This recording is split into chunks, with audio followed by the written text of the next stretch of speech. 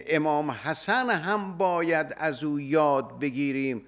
او امام صلح بود، او امام پیوند بود، او امامی بود که با ایجاد وحدت برای حفظ اساس اسلام گام برداشت.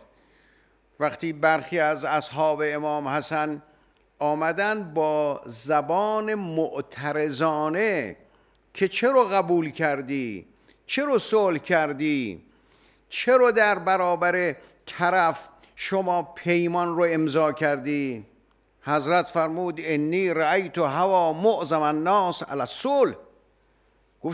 گفت جامعه اسلامی که شما 10 نفر نیستید، که شما 20 نفری که اینجا پیش من آمدید، شما که دنیای اسلام نیستید. که من تو مسجد رفتم برای مردم سخنرانی کردم، انی رأیت هوا معظم الناس، دیدم اکثریت قاطع جامعه صلح میخوان و من وقتی مردم این رو میخوان صلح رو انتخاب میکنم.